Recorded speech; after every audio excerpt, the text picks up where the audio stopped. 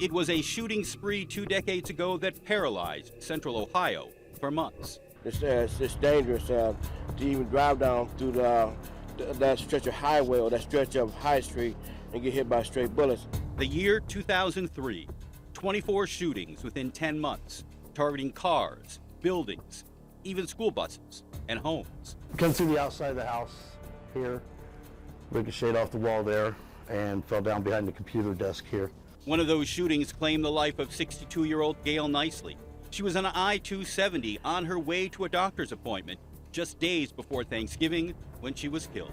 And then it was very shortly after that was determined that it looked like there was a gunshot to the side of this vehicle back here. Gail's death launched a task force headed up by then Franklin County Sheriff Chief Deputy Steve Martin. We didn't know, that's the problem. We didn't know there was one person. It could have been multiple people. We had no idea. This sniper task force was hunting for the person or persons, now referred to as the I-270 shooter. Decades later, ABC6 reuniting Martin with some of the members of that historic task force on the 20th anniversary of the capture of Charles McCoy. Law enforcement linked McCoy to 24 shootings. He's now serving 27 years for 11 of those, including Nicely's shooting death. What was the strategy in terms of not putting out? Was it a rifle round as opposed to a 9mm round that we know today? Well, I think the reason that the decision was made not to put the caliber out is that we had some idea that it was probably out of a pistol. Joining Martin, former Franklin County Sheriff Zach Scott, who was lead detective in the case, current Chief Deputy Rick Minard, then a corporal, and retired FBI agent Harry Trumbitis, who was a member of that task force group.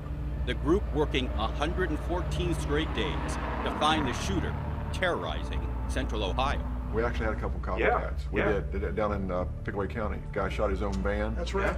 That task force made up of nearly a dozen federal and local law enforcement agencies, including the Sheriff's Office, Columbus Police, ATF, and the FBI. All the agencies in that Zach mentioned and Chief Martin, but pretty much all law enforcement throughout Central Ohio was willing and able to try to help, calling us to see what they could do. A tip line set up. We had that man 24 hours. I didn't want you talking to a tape recorder. Martin writing down everything connected to the case. So this is 6 books starting from day one to day end.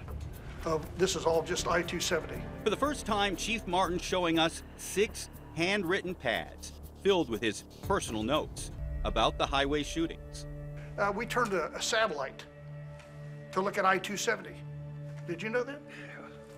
I didn't remember that. And as thousands of tips and leads poured in, the shootings continued. They found a bullet in the cotton behind the ear. The gunmen now ramping up the violence, opening fire beyond Interstate 270. There's a call, it's like, we think we got shots down the Tollgate Road. And I'm like, Tollgate Road? Good God, where is that? And they're like, it's out in Lincoln County. And we're just like, okay. And then they said, well, get the dogs. Investigators early on connecting these shootings to the same gunfire that killed Gail Nicely, including several that happened before she was shot and killed. The break in the case, tip number 5,444, called in 4 months after Nicely's murder. And it basically said, if I recall correctly, go see Charles McCoy Sr. He has a son, Charles Jr. There's been some discussion in the family that he might be somehow involved, and he recently turned over a gun to his dad. Remember, Martin told us that investigators were intentional about keeping quiet the type of gun used.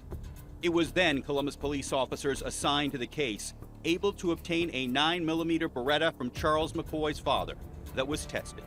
Days later, police then knew they had their man. And that just hit us like a ton of bricks. We pulled up a picture of who is this Charles McCoy, and there's this innocent looking young man in his BMV photo, and it's hard to fathom that he was this monster that we've been looking for all this time.